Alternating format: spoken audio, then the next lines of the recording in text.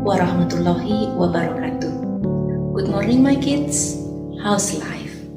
Does everything run well? I do hope so. Apa kabar kalian hari ini? Saya harap semua dalam keadaan baik-baik saja.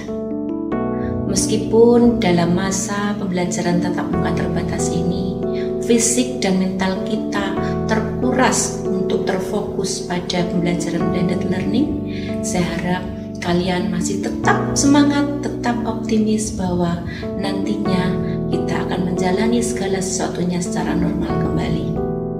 Baiklah, tak lupa saya ajak kalian untuk tetap bersyukur atas limpahan nikmat dari Allah SWT, baik itu nikmat iman, nikmat Islam, nikmat sehat, nikmat umur panjang yang berkah.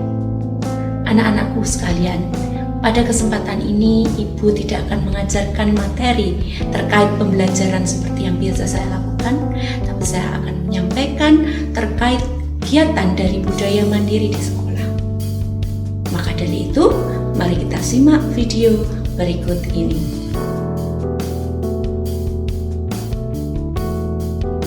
Materi giat literasi kita kali ini adalah Wirausaha Pengolahan Lidah Buaya sebagai Implementasi Budaya Mandiri di Sekolah. Dari judul tersebut ada beberapa kata kunci: mandiri, kemandirian, kewirausahaan, pengolahan, dan lidah buaya. Baiklah, mari kita lihat satu persatu. Mandiri. Mandiri adalah tidak bergantung pada orang lain.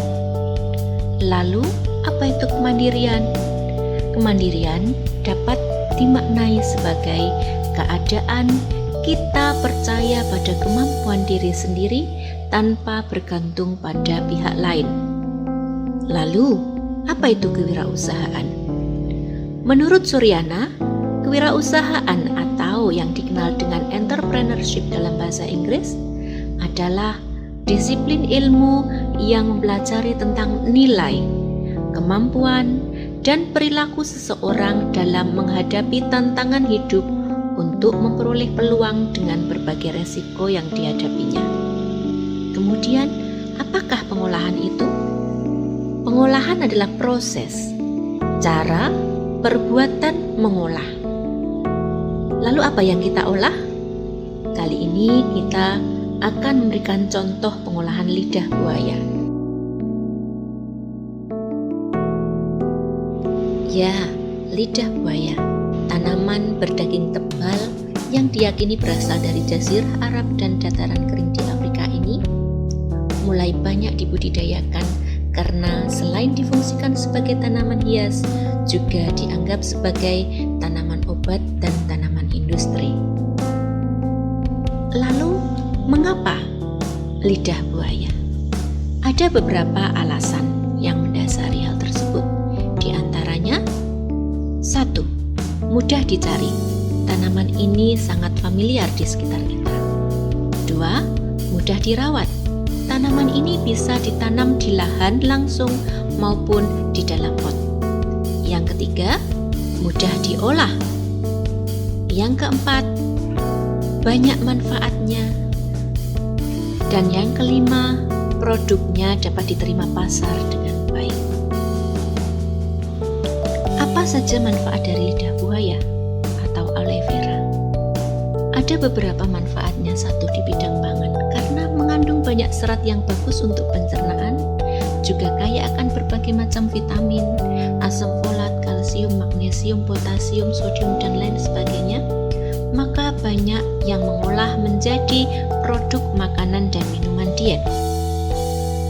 Manfaat yang kedua adalah di bidang kesehatan. Dikenal berkhasiat untuk mengobati sejumlah penyakit. Di antaranya, diabetes mellitus, kolesterol, dan jantung koroner. Bahkan seorang peracik obat-obatan tradisional menyebutkan bahwa lidah buaya dapat mengobati berbagai penyakit, di antaranya gangguan kulit pecah-pecah, memar, bengkak, dan lain sebagainya. Selain itu, juga bisa mengurangi gejala rambut rontok, untuk wasir atau sembelit, dan juga radang tenggorokan serta berbagai keluhan yang lain. Manfaat yang ketiga di bidang kecantikan,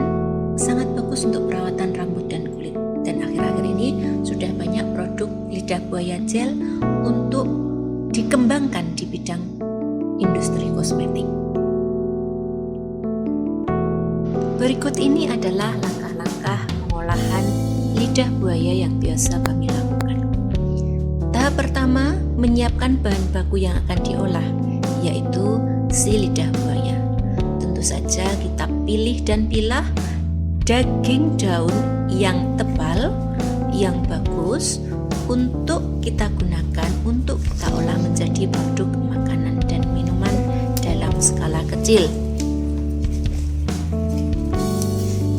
Tahap kedua adalah mencuci lidah buaya di air yang mengalir. Mengapa kita memilih air yang mengalir? Karena akan lebih mudah untuk menghilangkan getah berwarna kuning yang rasanya pahit. Itu pun kita harus mengulangi proses pencucian ini beberapa kali sampai didapatkan lidah buaya yang bersih dan kesat untuk meminimalisir lendir yang ada di daging daun.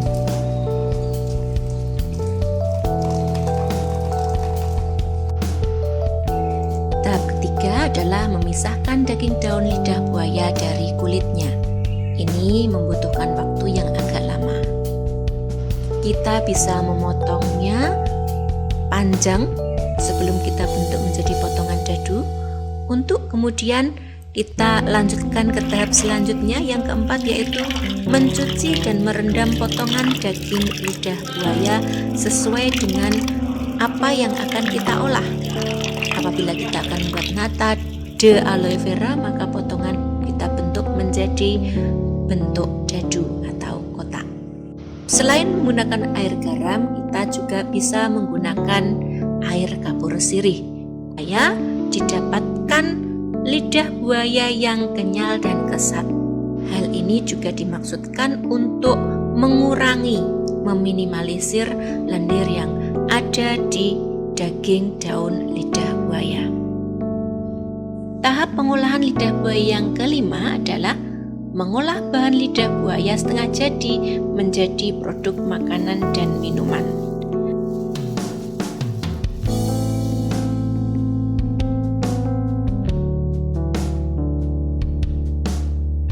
Selama tahun ajaran 2020-2021 kemarin, produk andalan kami adalah minuman nata de aloe vera, cheese stick de aloe vera, dan fruit salad de aloe vera.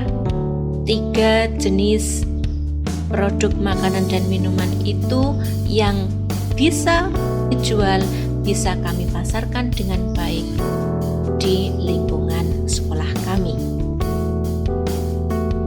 Pada proses pengolahan lidah buaya ini tentunya kami bekerja sama dengan seluruh tim dan juga rekan-rekan yang lain, saling bergotong royong, saling bahu-membahu menciptakan karya, sehingga juga mempengaruhi rasa dari produk kami tersebut sehingga layak untuk diperjualbelikan di masyarakat.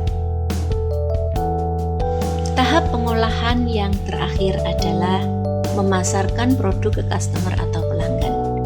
Langkah atau tahap inilah yang merupakan langkah atau tahap yang paling menantang di antara tahap-tahap lainnya. Dalam langkah pemasaran ini kami memakai beberapa teknik. Yang pertama, individual direct sale atau penjualan langsung secara individu, jadi langsung kepada orangnya satu persatu. Yang kedua, teknik pemasaran direct sale in big events. Ada beberapa saat kita melakukan bazar atau pameran, baik itu di dalam sekolah atau internal maupun kita mengikuti kegiatan bazar atau pameran yang diadakan oleh institusi lain di luar. Kan teknik pemasaran yang ketiga adalah online sale, yakni penjualan via online. Biasanya kami melayani pesanan via WhatsApp dan semacamnya. Selain teknik-teknik pemasaran tersebut, kami juga melakukan promo produk. Promo produk biasanya dilakukan jika kami ingin membuat varian produk baru dan jika ada kunjungan dari institusi lain untuk memperkenalkan produk yang kami bikin dan kami pasarkan. Dengan promo produk tentunya kami berharap produk kami makin dikenal oleh masyarakat dan juga daya jual produk kami menjadi meningkat. Anak-anakku semua, bagaimana penjelasan Ibu tadi? Semoga kalian bisa memahami dan mengambil manfaat dari apa yang saya sampaikan. Anak-anakku semuanya, perlu kalian ingat bahwasanya jiwa kemandirian, jiwa kewirausahaan tidak bisa kalian peroleh begitu saja tanpa adanya sebuah usaha.